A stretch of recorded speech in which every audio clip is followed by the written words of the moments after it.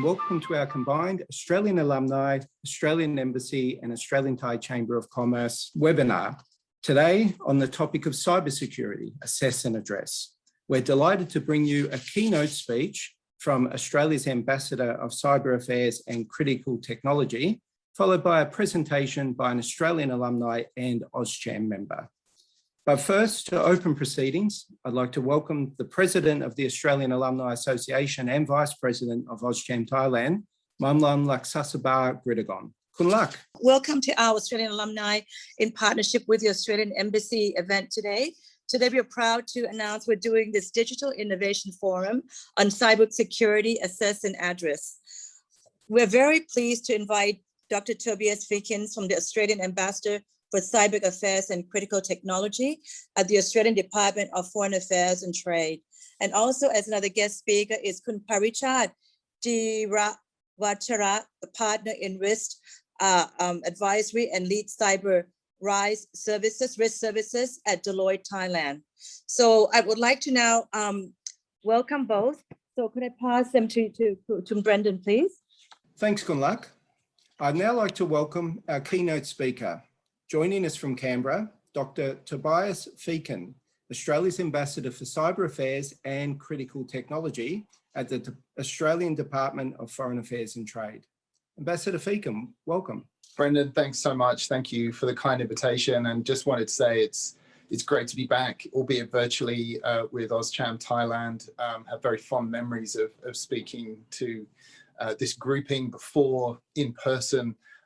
But great to be back and really pleased to share some of the Australian government's thinking through this position on what we're seeing in the current cybersecurity landscape and tech landscape more broadly. Really pleased that I can be here today to discuss these important issues with you, especially in the context of our bilateral relationship with Thailand. Actually, my last trip to Thailand was to sign the Memorandum of Understanding with the Thai government in January 2019. So it's a long time ago that I was last there, but that bilateral arrangement still is very prominent in my thinking and the Australian government's thinking. But I'm really pleased to say that, Thailand's importance bilaterally is only increasing in the interim. And that's been demonstrated by the elevation of our bilateral relationship to that of strategic partnership in November 2020. And Thailand's been one of the most active partners for Australia's capacity building focused cyber and critical tech cooperation program. As I say, I've also had the pleasure of traveling to Thailand multiple times in this position to support practical work that's been going on there and to discuss the broad agenda that we share in the digital and technology environment.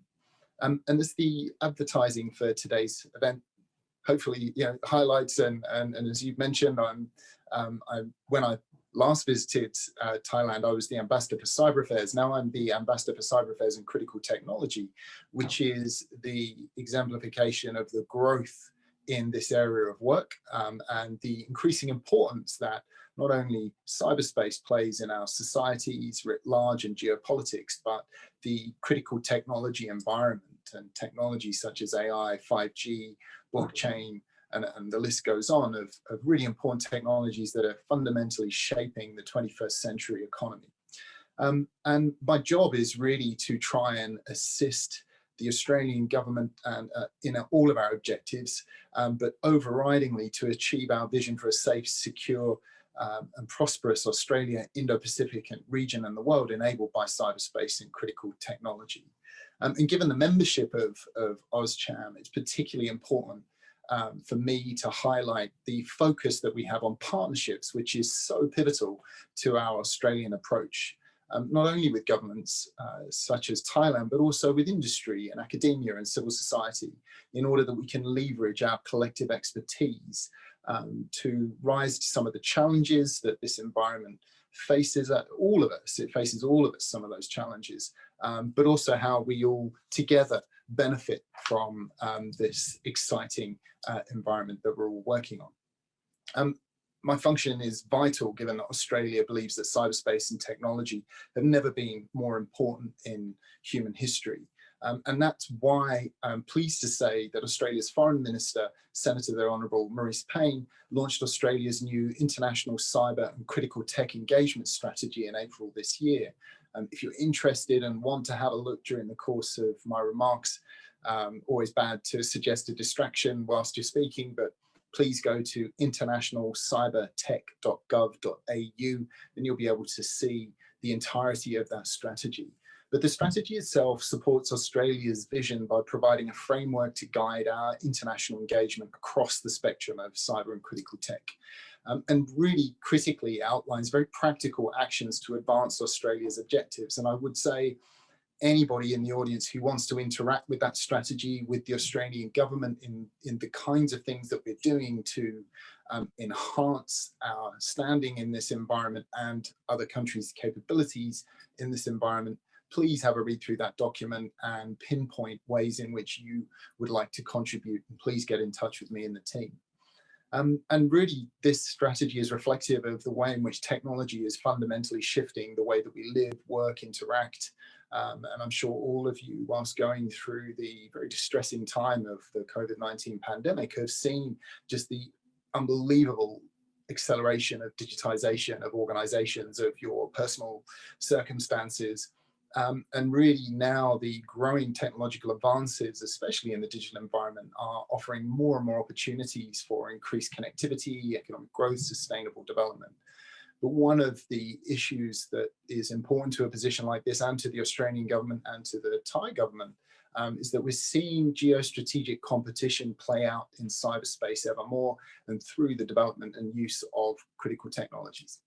Now, I wanted to say a little bit about the cyber threat landscape. What is it that we're seeing? What are some of the key features that really shape the cyberspace picture as it currently stands? And really, you know, it always begins by saying it's an unfortunate picture to have to depict because there are always those who are seeking to maliciously exploit our increased reliance on connectivity and technology.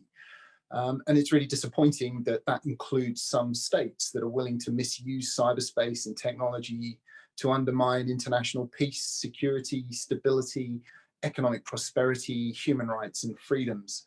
And we're seeing cyber incidents increase in complexity, scale and impact. Now, it's been a fairly gradual process, I would say, since 2015, but we're really seeing that accelerate now that we're in 2021. And there have been notable concerning developments since especially 2019. 2019 was the year of business email compromise. In Australia, there's estimates that our businesses lost $132 million to business email compromise in 2019 alone. And that's the highest accrued loss across all cyber scam types in Australia. In the US, the FBI said that these particular types of compromises accounted for half of nationally reported cybercrime losses, which accounted for $3.5 billion in that same timescale. 2020 was the year where ransomware evolved. Yes, we'd seen ransomware utilized by the North Korean government in the 2017 WannaCry ransomware incident. However, 2020 and increasingly in 2021, we're seeing ransomware become ever more prevalent in the mix of cybersecurity risks that we're having to deal with. And especially in 2020, where we saw the introduction of the concept of double extortion, cyber criminals not only encrypting victims' files, but also starting to steal victims' data and threatening to publicly release it. In the 2019-2020 annual cyber threat report, the Australian Cybersecurity Centre said that ransomware had become one of the most significant cyber threats facing the private sector operations. In a CrowdStrike survey of over 200 senior IT decision makers in Australia, in Australian major industry sectors, it was estimated that 67% of those had fallen victim to ransomware, which was well above the 57% global average. And now, if you think about 2021, we've seen how ransomware through the Colonial Pipeline ransomware incident has become geostrategically impactful, and the fact that President Biden and President Putin have been discussing ransomware at that strategic level. Dialogue shows you the impact that ransomware is now having on the global setting. But additionally, 2021 has also been the year of third-party risk. And on the issue of US administration, we saw the SolarWinds breach, which had focused on compromising technology supply chains and achieved a deep reach and long dwell time in businesses and high-profile government systems, really taking center stage. And I wanted to highlight especially the fact that Australia joined with international partners, some 37 of them in total, in supporting the US's May 2021 statement holding Russia accountable for its harmful cyber campaign against the SolarWinds software. Microsoft President Brad Smith had said that it was, and I quote, the largest and most sophisticated attack the world had ever seen, estimating that over 1,000 software engineers had worked on the development of this particular threat pattern. And unfortunately, the same actor behind SolarWinds is now engaging in further malicious activity, targeting organizations such as think tanks and non-governmental organizations. And then, if that wasn't enough, throughout 2021, the Microsoft Exchange Server's zero-day exploits emerged, where malicious actors exploited vulnerabilities in internet-facing Exchange servers to compromise email accounts and associated networks. In Australia, we estimate that over 7,000 organizations were exposed when vulnerabilities were first discovered. And that included our Commonwealth's Scientific and Industrial Research Organisation, CSIRO, and one of the domestic territory governments. And let's not forget over the past year that Accelion's file transfer appliance, which enables large file transfers to take place, was also targeted. And it's ensnared big multinational corporations such as Shell and Singtel and impacted federal and state government entities here in Australia, which again shows that these threat patterns are impacting all of us, not just in government, but in industry as well, and in the non-governmental sector, which means that it's through those partnerships that we're going to be better able to respond. Now, this trend over the past 2 to 3 years shows that cyber risk continues to increase, and we need to remain incredibly vigilant in protecting critical and sensitive business ICT systems and data in Australia or in Thailand, wherever we are globally. Let me just talk a little bit now about how do we address some of those cybersecurity risks now. My counterparts in the Australian Cybersecurity Centre are much better placed than I to discuss the in-depth technical approaches to address cybersecurity risks and the threats. However, reflecting on the trends that I've just outlined and speaking at a strategic level, there are a range of things that organizations can do. Throughout all business areas, there's a need to mature their understanding of the value of their data, as well as their organizational cybersecurity governance, and exercise those arrangements, not just have them in place, but actually utilize them too. And they must continuously patch and create comprehensive backups of organization-held data and know where that data is held. They must also take a zero trust approach, such as continuously examining the security of third-party solutions. Zero trust was a key tenet in US President Biden May 2021 executive order on improving the nation's cybersecurity. And then taking more steps to protect ourselves, against the business impacts of malicious cyber activity. Interestingly, approximately only 15 to 20% of Australian businesses have cyber insurance, despite the increasing cybersecurity risks. Now, cyber insurance isn't, if you like, a single hit solution, but it's certainly one of those measures that businesses should be thinking about as well as part of a package of responses. Now, Australia as a government have taken strong steps to improve our own cybersecurity. In 2020, led by our Home Affairs Department, we released our National Cybersecurity Strategy, which was backed up with $1.67 billion of commitment for cybersecurity, which was the largest single ever investment by the Australian government for cybersecurity. And in December 2020, our then Minister for Home Affairs initiated the Protecting Critical Infrastructure and Systems of National Significance reforms to bolster the nation's resilience, its critical infrastructure resilience. And it includes security obligations for critical infrastructure providers and government assistance to industry in response to immediate and serious cyber attacks on Australia's most critical systems. However, with all of these measures, Australia, we can't act in isolation. It's only through working with partner countries in the Indo-Pacific to develop cyber resilience, including strengthening our collective cybersecurity capacity, will we ever be able to succeed. And that's where our new international cyber and critical tech engagement strategy comes in, which really provides us with that guidance as to how we are going to engage in the international environment and create those partnerships. We as a government, through my position and my team here, invested over $100 million over 9 years, including $74 million in our flagship Cyber and Critical Tech Cooperation Program, which has grown from an initial $4 million investment in 2016. The program's amount, the amount that we've got programmed into that includes $20.5 million to strengthen cyber and critical technology resilience in Southeast Asia, particularly in telecommunications and critical infrastructure security. It's announced only recently at the April launch of the International Cyber and Critical Tech Engagement Strategy, and provides part of a broader package of economic development and security measures to support Southeast Asia's recovery from COVID-19. In our work to enhance cyber resilience, we recognize the value of both bilateral and also regional level ties. In terms of bilaterally, what are we doing on our engagement work there? We really allows for more tailored approaches, ensuring that we respond to the specific requirements within a particular country. And I'm really pleased to say that that work is really progressing well with Thailand. There's a whole range of things that we're doing together. We are jointly providing training and tailored advice on resilient smart cities security and on critical technology security over the next few years. And over that, we're also providing assistance with our partners in Thailand to bolster resilience to risks and threats associated with new and emerging technologies. And it's really looking at how we identify gaps in existing technology, policy, legislative and regulatory frameworks, and how we can jointly work together to enhance that approach.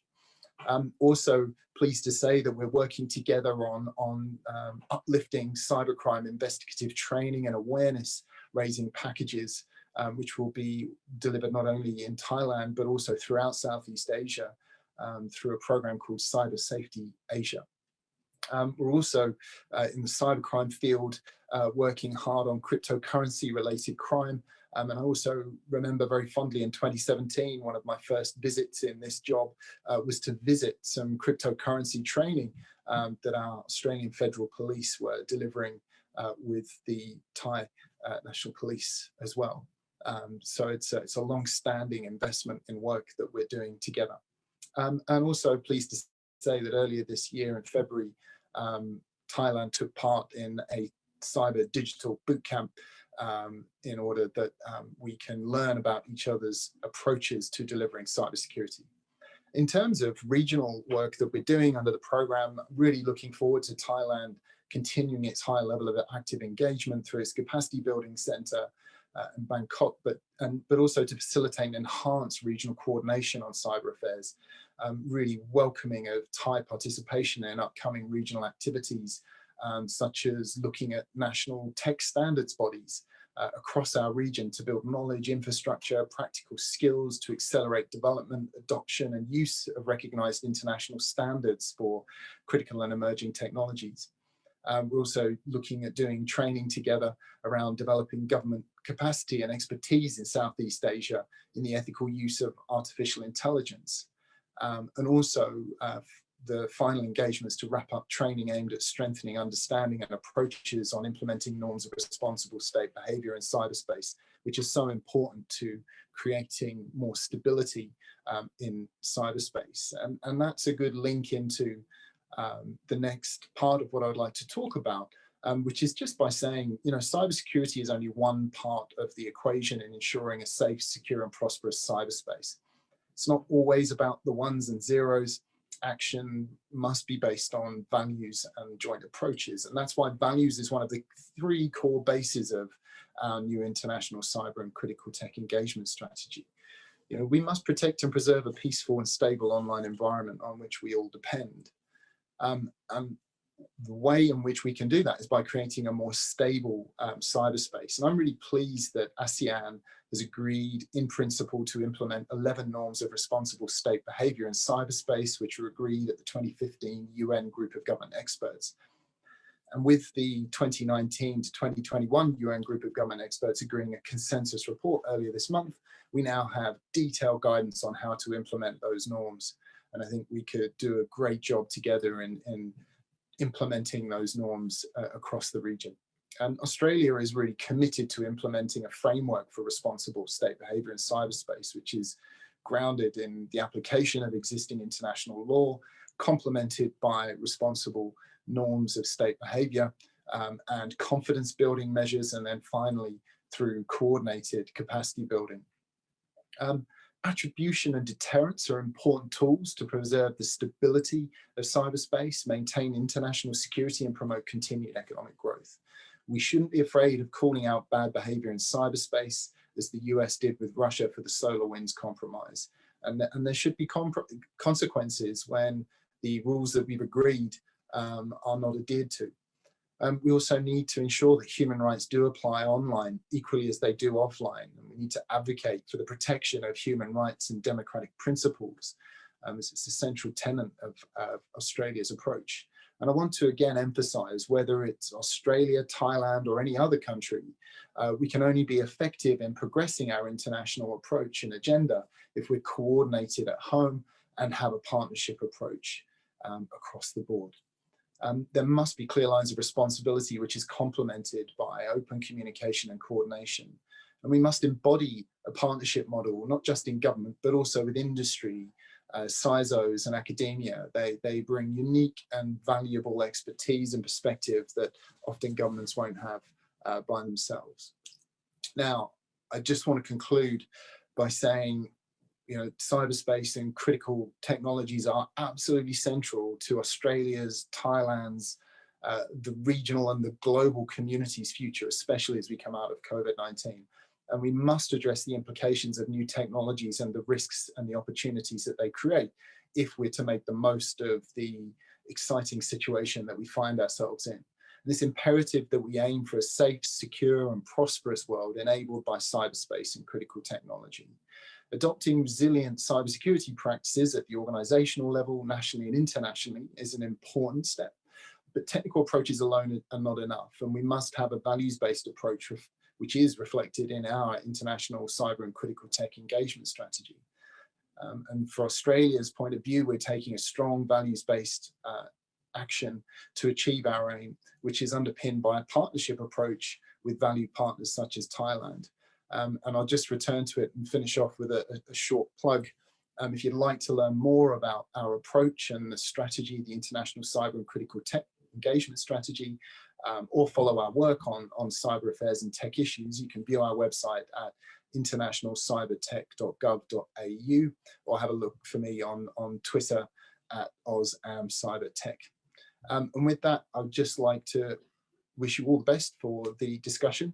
And thank you so much again for inviting me. I look forward to seeing you all in person when we are allowed to travel once again. Thank you very much, Brendan. Ambassador Feakin, thank you very much for your time.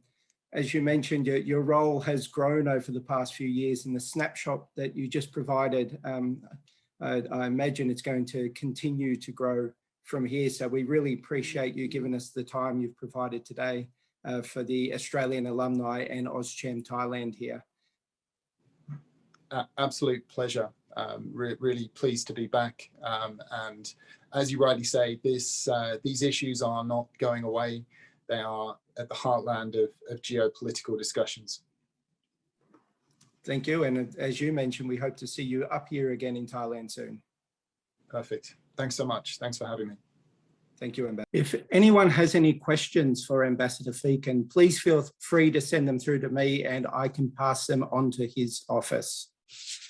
We now welcome Parichart Jiravachara, Partner Cyber Risk and Risk Advisory at Deloitte, and an Australian alumni from both Monash University and the University of Tasmania, to present on cybersecurity, assess and address. Parichart.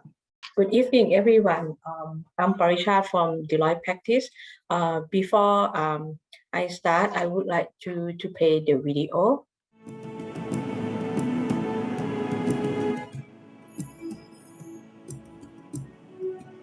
The internet has opened up a world of opportunities for businesses like ours. Businesses at the cutting edge of technology. We know the world's most high-profile companies inside out. Companies like yours. Who are we? Your worst nightmare.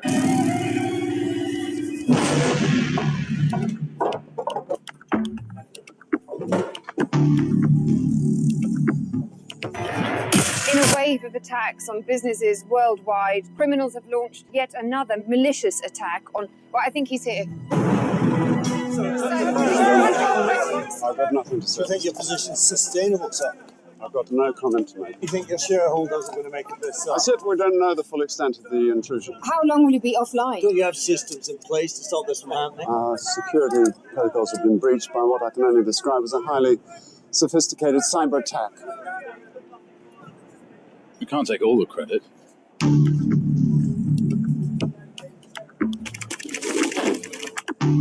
We had a little help from Jim. Oh, hello. One of your managers. Yes, please. Thank you. Jim kindly loaded our keylogger into his PC.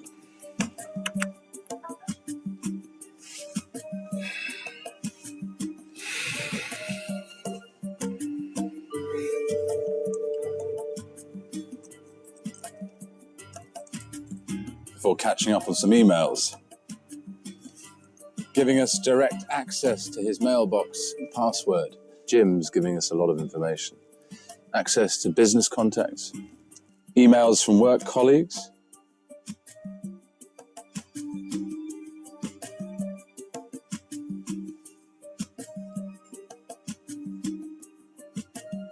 Jim's the outgoing type.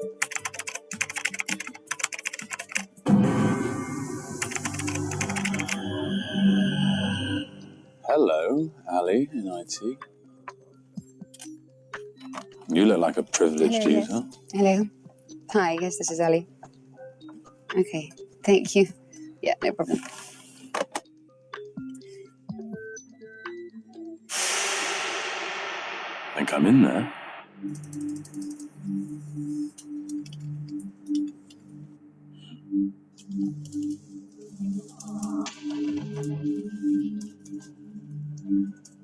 Well, thanks, Sally, for welcoming our custom malware into your system. We're looking forward to working closely alongside you over the next few months. There's no hurry. We have all the time in the world. After all, no one knows we're there. We shouldn't be able to reach the live environment from here. But then why complain if we can? I bet the vulnerability testing doesn't apply to the internal servers. Thought not. Default password. Who forgets to change that?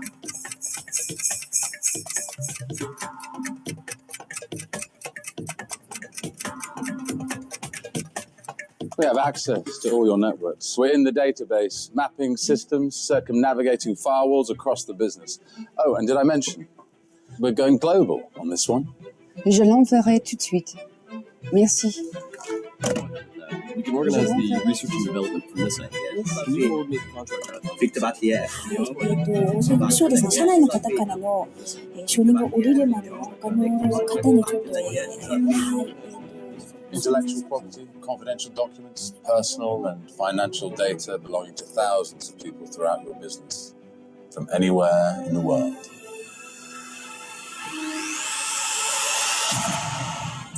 We know your secrets. So how long has this been going on? This may have been going on for some time. What are the cost implications of the attack? He doesn't know what's hit him, or his business.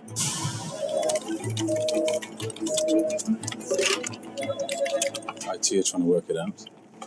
All systems stay offline for days while they assess the extent of the attack.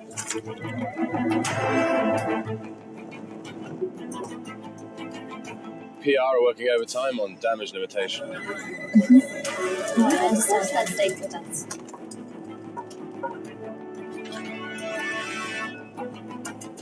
Then there's the emergency board meeting. Powerless as the share price falls. As customers and investors abandon ship, the board realize that the game has changed and thought they knew the risks. How did this happen? Who the hell is responsible?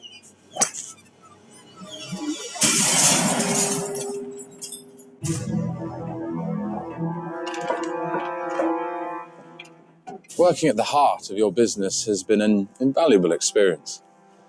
Good to know the door's always open.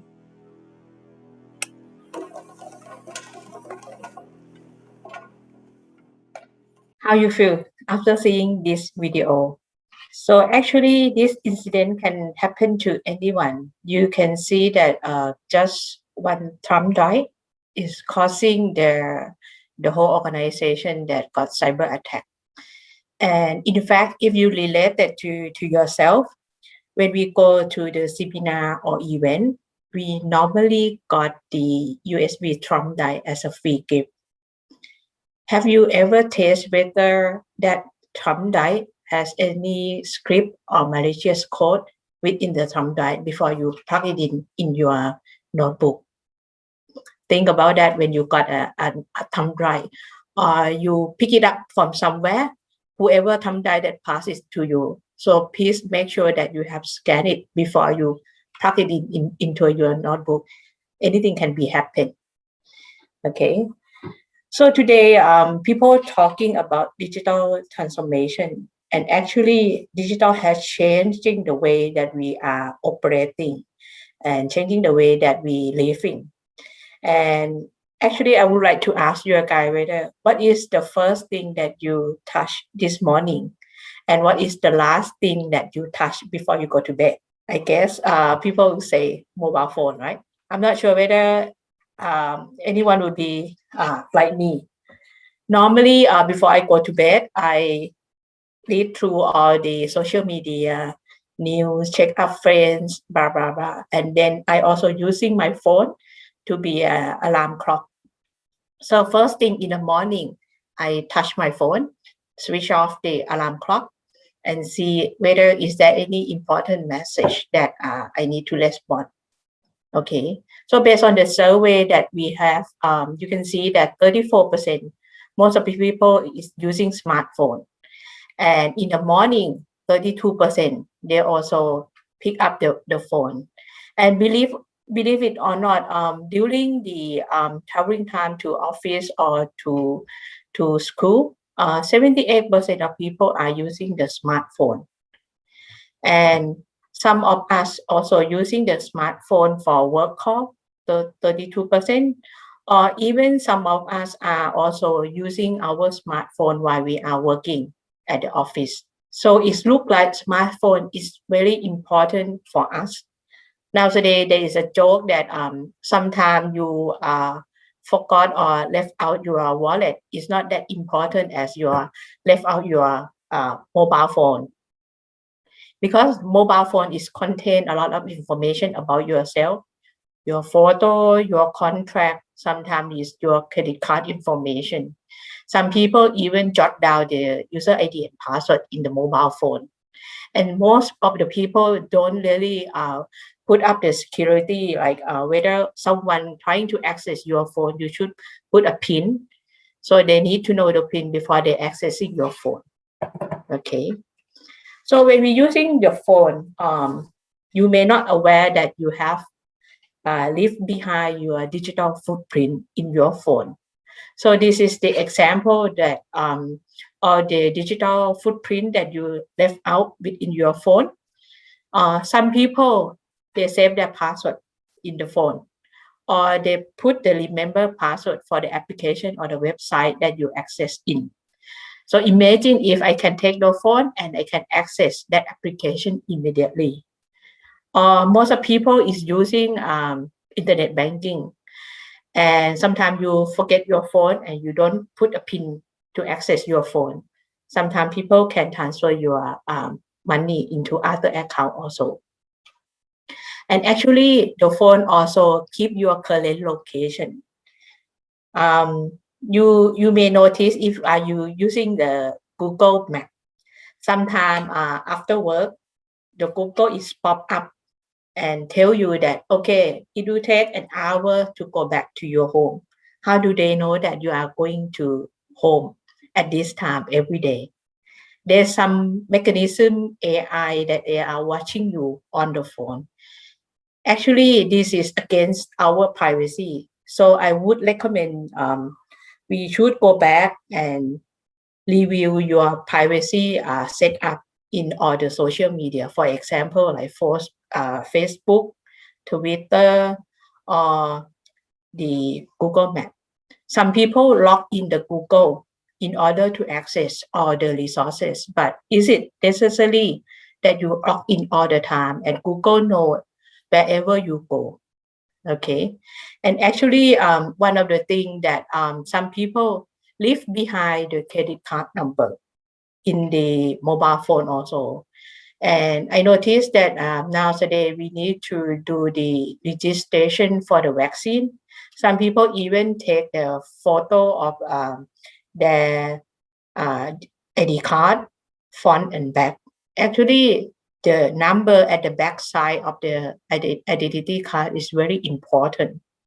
So you should not, when you do the photo, if you need to do the photocopy, you should not do the photography on the back of your ID card, because those 12-digit number is very important to access your information. Let's look at the global trend and outlook. Actually, the ambassador already gave you guys on some of their figure. So I'll give you another view on the World Economic Forum, the Global Risks Report that they launched last year.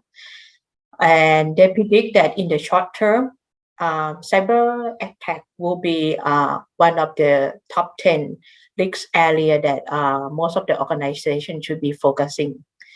And in the long term, cybersecurity, data theft or information breakdown, infrastructure breakdown or cyber attack still be a risk for most of the organization. Okay, why is so? Okay, this is the trend of the cybercrime. So the global cybercrime market, you see the market sizing of the hacker. It looks like one of the sector that can generate the money. This is the what we call is a dark web or underground people that they are doing the hacking as a service. You may heard like software as a service, application as a service. Nowadays, the hacker also have hacking as a service, meaning that you can buy any DDoS as a service from the hacker and you can pay only $60 US per day. What is DDoS?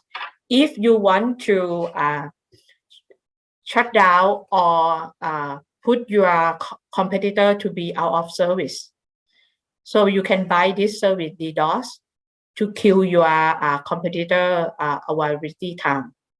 You pay only $60 USD.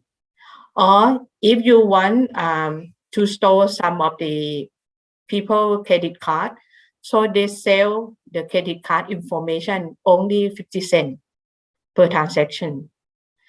So you see how much they can make the money if they get a full list of the credit card. Okay, and if you want to do the spam email to somebody, you can pay like $50 to the hacker. And actually, this hacker, they operate 24 hours a day, and they have the support multi-languages, meaning that if you're from Thailand and you want to bombard someone, you can call in and they have a Thai person to provide the service to do. Look like their service is quite good, right? They provide even better than any banking industry, as they provide 24-hour services, multi-languages. Okay. because of the hacking industry is quite interesting in terms of the generating the revenue. That's why the hacking never go away. So one of the recent survey on the cyber breach that we got last year in the Asia Pacific, the majority of the responder, they said that actually 42% of them has been hacked in the past few years. Believe it or not, it's repeated again. Why is so difficult for them to manage it? So we have a doubt, okay?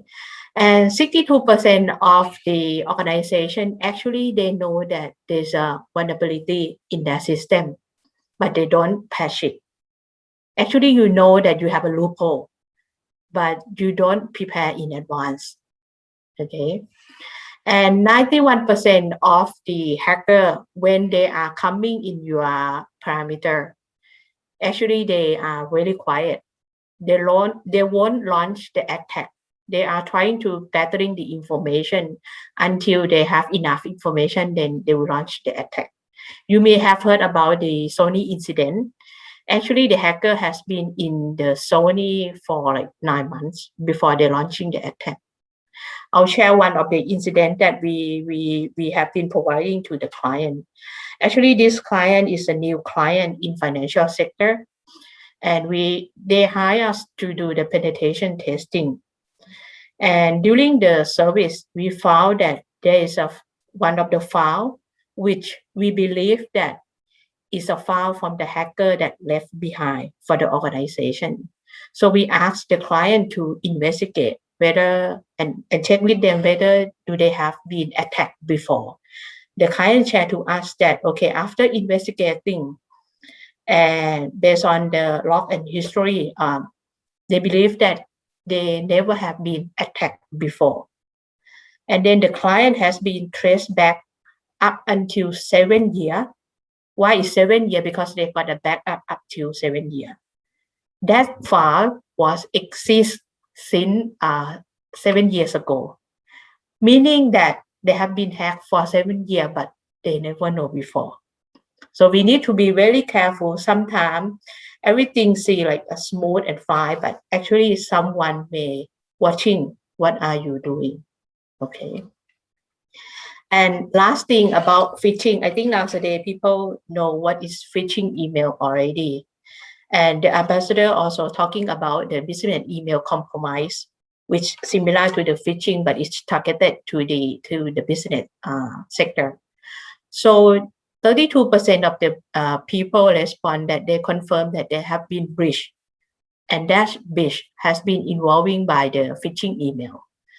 During the COVID time, we also providing the phishing testing exercise to some of our clients, and 70% of our clients has clicked on those phishing email testing.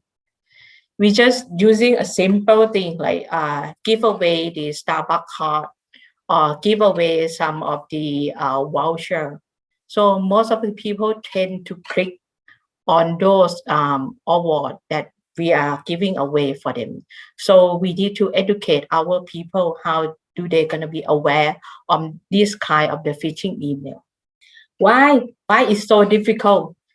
We see that the hacker can make the money, right? And we see that the statistic about the cyber attack. Because nowadays the hacker, they are getting smarter. So they don't attack to the technology. They're focusing on the people, because people is the weakest link in the change. And phishing is one of the example. And actually the result of the ransomware most of the time is from phishing. Once you click, ransomware is already started. Okay, so the only thing that we can do about this is the awareness to our people. Okay, and second one, like I mentioned, the hacker, when they come, they keep quiet. They don't launch anything or alert you anything until they prepare or necessary stuff that they need to launch the attack. Okay, and the hacker, they are getting smarter. the vendor technology need to catch up them. Sometimes we need to be smarter than the hacker. Like some of the incident on the SolarWinds case, they're quite smart that they hack into the vendor technology and use that tool to penetrate into other organization. Okay. Fourth thing is about the supply chain or your business partner. Actually, sometimes your organization has a well protected, but your business partner, the one that you are working with them, has a potential vulnerability. Like the ambassador mentioned, the third party. This is one of the example that blazing in the market now about the third party risks, which I will explain more in detail in the next slide. And also the last one. Nowadays, with the traditional detection mechanism or traditional technology like firewall is not enough. You need to have some of the security operations center to monitor your organization 24 hours.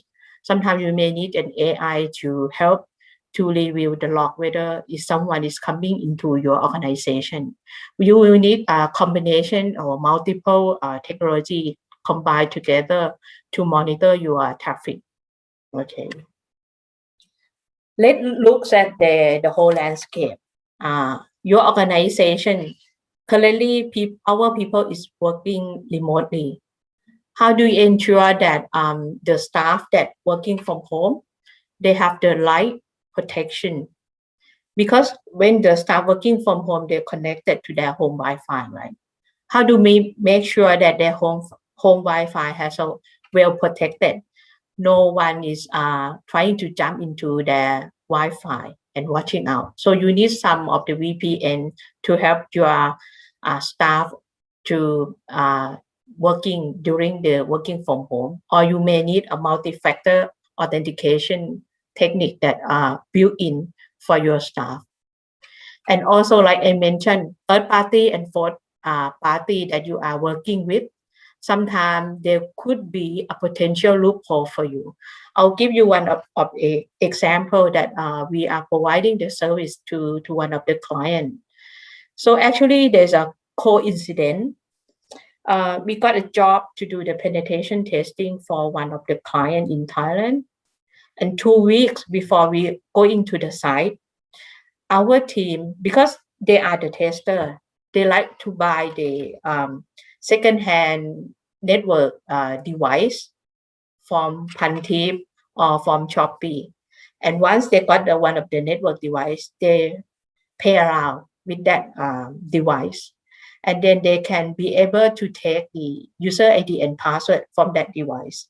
And they notice that actually this device is belong to the client that they are going to do the penetration testing in the next 2 weeks.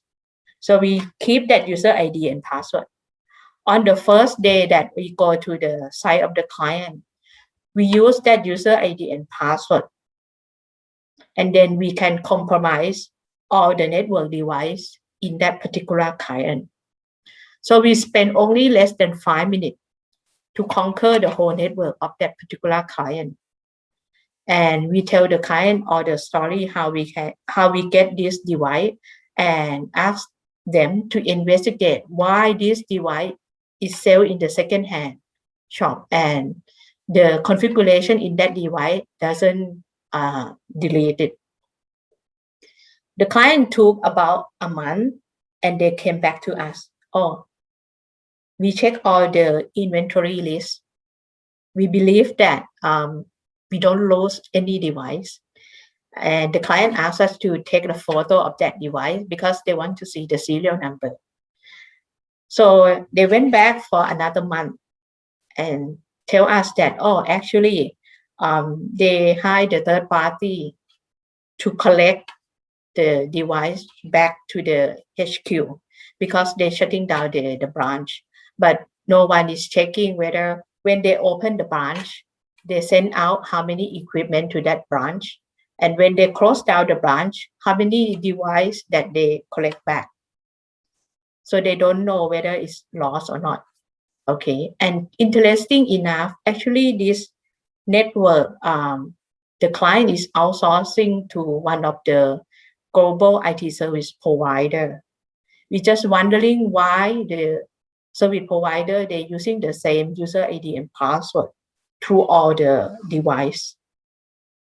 See, actually, it's not a organization fault, right? Actually, it's the way that you are handling your third party, whether it's IT service provider or the outsourcer who collect all the equipment back to the HQ. Sometimes we need to manage and monitor those third party, whether do they handling the right measurement that we should do. Okay. I'll give you another interesting case study on Merck. Actually, the CEO of this company, they have quite happy to share their lesson learned to other people. Merck, I think everyone knows, is one of the well-known shipping company. Imagine if you are the CEO and at 4 a.m. you got a call from your IT. And the IT is saying that, okay, boss, our 4,000 server, 45,000 PC, and 2005 application has been lost, meaning that it's not available. So this shipping company, they have 20% of the world trade container business.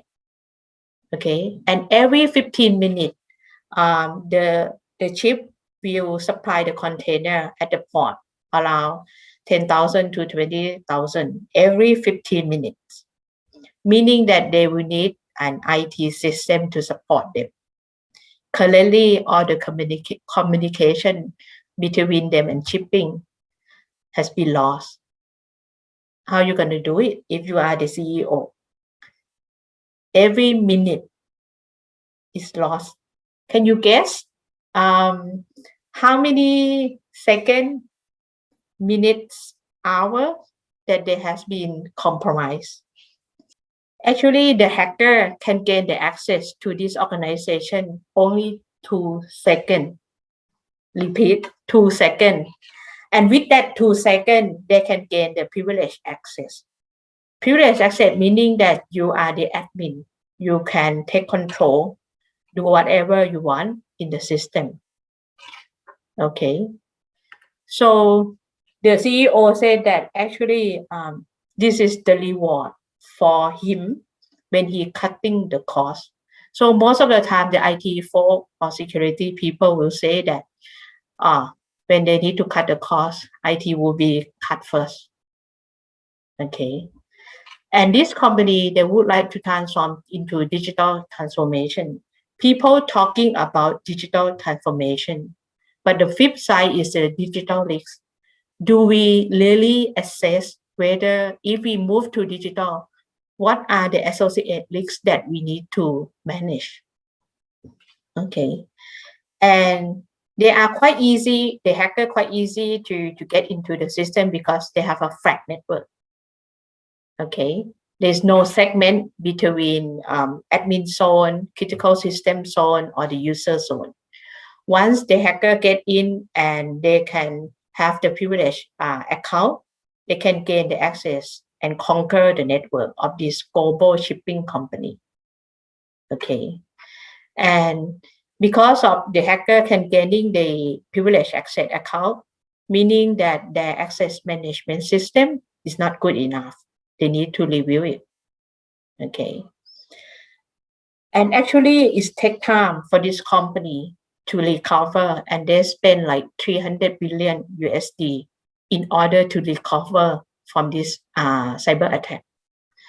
And they think that the way that why they quite challenging during the recover period, because they said that there is no lack of the internal challenge between organization. Okay, and there is no crisis management plan. When something happens, how you gonna handle it? Everyone panic, don't know where to start.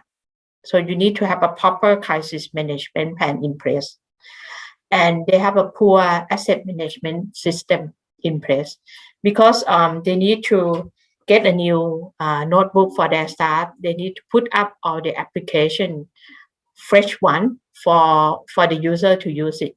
So most of the organization will fall into the poor asset management. I will share you in detail. When we're talking about asset management, we are meaning in IT asset management. Most of the organization will have the asset management inventory like table, chair, telephone, PC. But most of the time we say that data is our critical asset. Software is our critical asset. But do we do the enough backup for our software and application? Do we have the inventory list for our data? If something happens, you know what we should look for. And do we have a list of the hardware and the vendor that we are working with? When we have a problem, we can call them directly.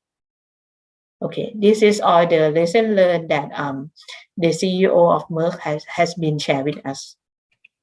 Okay, and this is the Deloitte survey, which quite tie up nicely with Merck's. You can see that nowadays people talking about digital transformation. The budget that they are allocating to the cloud project is 17%. Okay, AI 15%, blockchain 14%, but the budget for the cyber is less than 10%.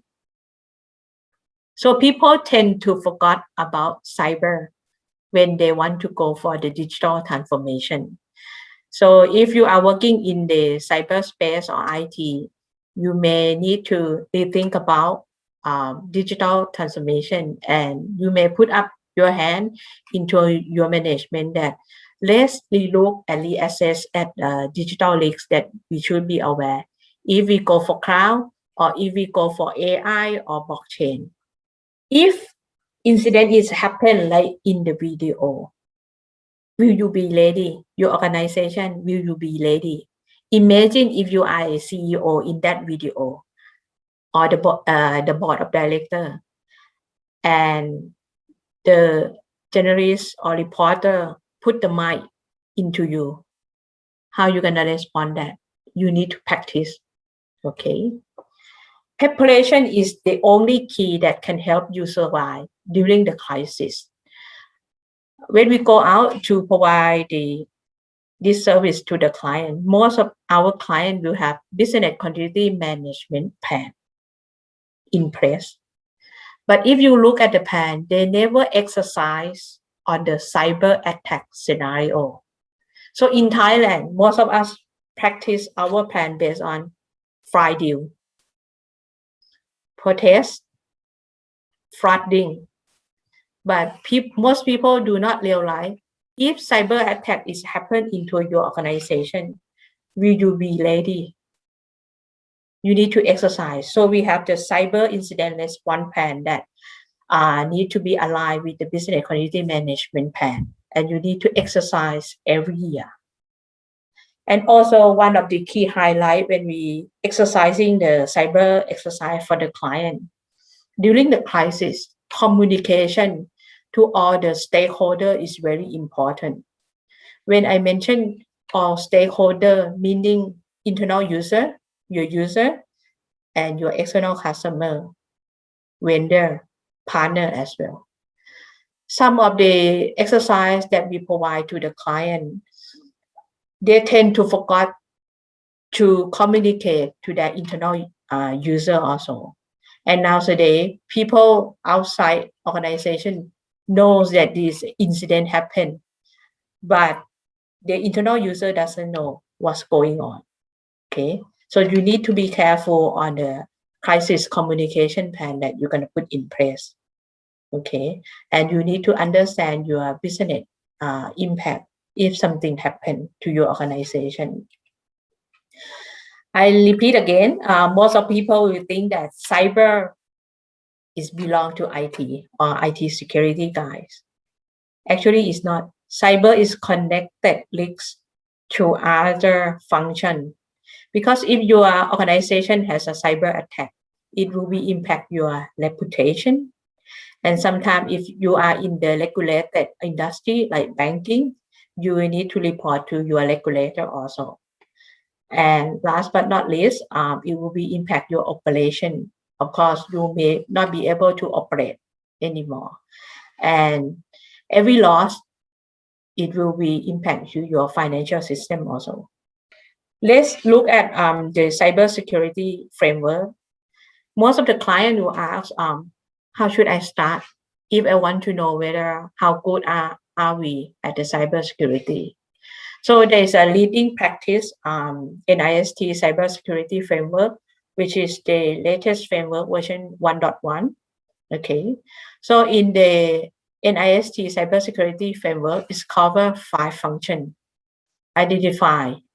Okay, so this one, the identify is the most important one that you need to understand what is your IT asset that you have, like system, data, and what is your capability, what is your business environment, and the risk appetite that you have. And last but not least, on the supply chain or third party that you are working with them, you need to identify all of them. Okay. After you identify all of them, you need to have the right protection to protect all those critical assets that you identify.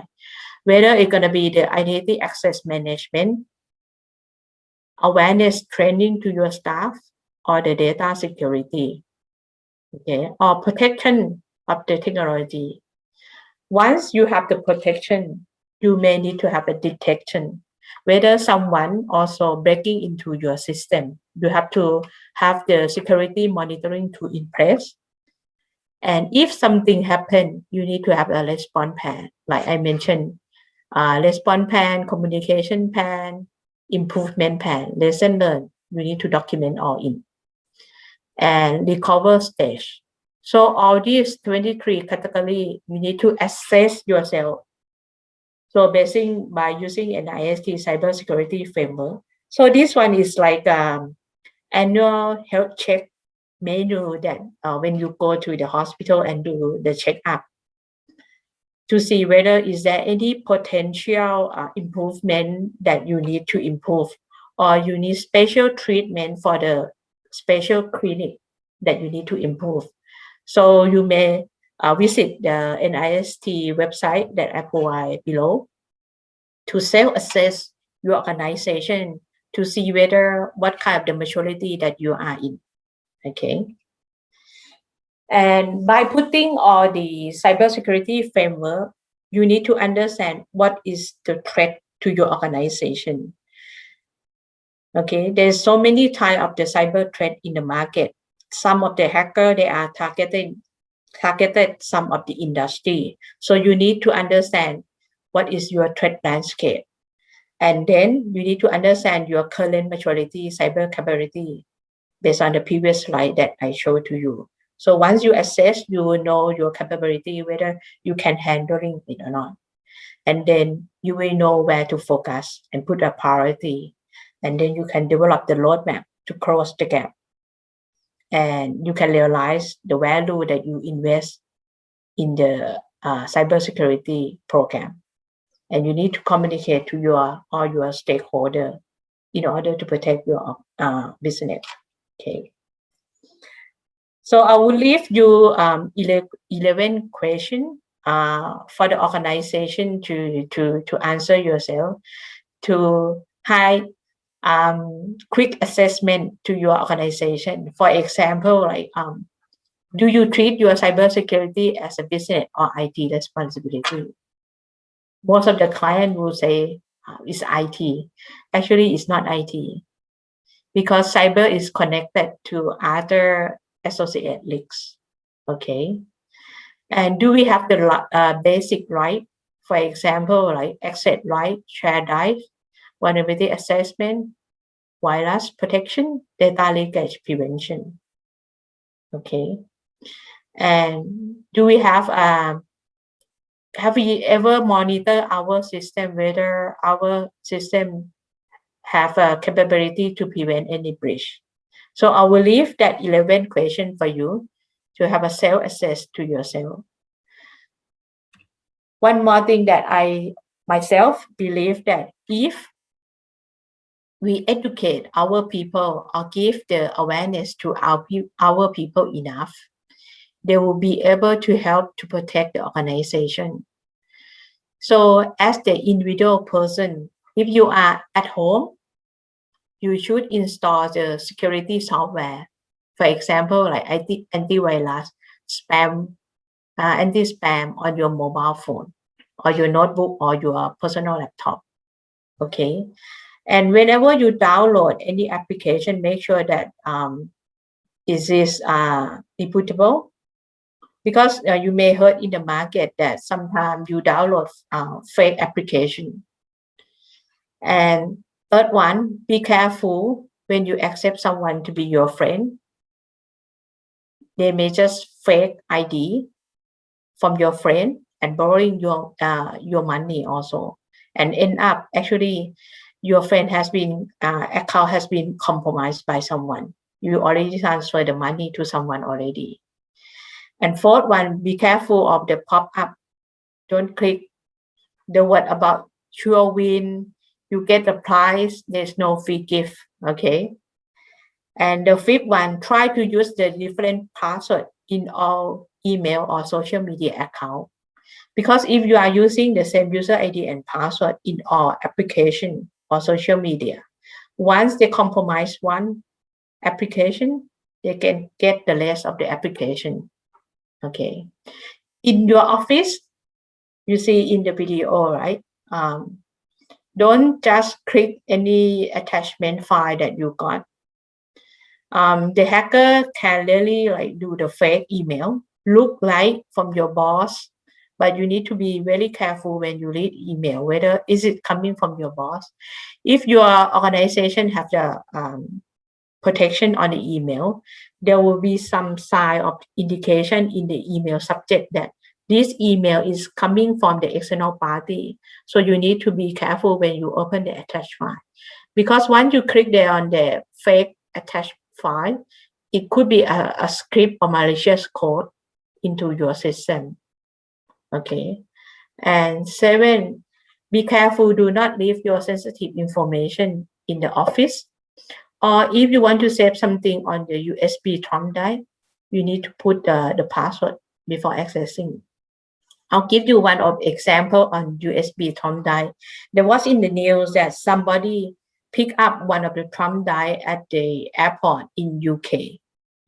And once he plugged in that thumb drive into the notebook, actually in the thumb drive is contained all the map of that airport.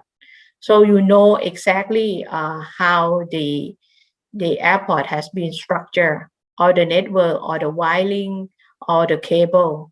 So this kind of the confidential information, once we save in the thumb drive, so please make sure that your thumb drive is encrypted also.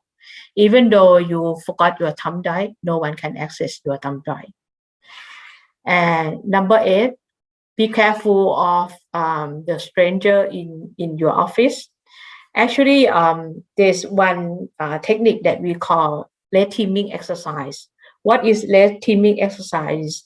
We are trying to fake ourselves, pretending to be one of the staff in your office and trying to gain the access into your office without using anything, by tailgating your guy. For example, for Thai people, most of the time when we go out for lunch, right, we want to book a table. Most of the time, people will put our company lanyard into the table at the food court, right? So when we do provide this kind of the service, we go around the food court around our client side and pick up those office lanyard, and then we can gain access to that client. Just follow someone and pretend that you are the office, the employee of that organization, and you can steal or you put behind some of the Wi-Fi that you want to connect that later on. So sometimes we put the low access Wi-Fi access inside the client, And later on, we try to jump in and connecting into that block access Wi-Fi and connect to your office Wi-Fi and gain access to that system. And if you are traveling on the move, be careful, don't use the free public Wi-Fi network, because the free Wi-Fi actually you hacker can watch out what you are doing. If you really need to use the connection, I would suggest you to open the data roaming from your network. Okay. And last but not least, please keep an eye on the current cybersecurity trend, because something it may be happen to you also. You may not know. Okay, this is my last slide. Thank you. Thank you very much, Parichart. A very insightful presentation, and I certainly learned a lot, as I did when we were initially chatting and doing the briefing on this. Certainly a lot to take home and digest, and I think we'll be out of questions, so I'll pass back over to Kun Lak for closing remarks. It was a wonderful and very useful presentation, Kun Parichart. I think I'll be afraid to even leave my home now, but thanks for all your suggestions. A lot of things we don't even realize what's happening with our daily lives, and I think you've helped us a lot with all the information. And thanks to Dr. Tobias for shedding some lights about things happening in Australia as well. So wonderful session from our Australian alumni. And thank you again to both of you and our participants as well. Thank you, Kun Brendan, for organizing it. Thank you.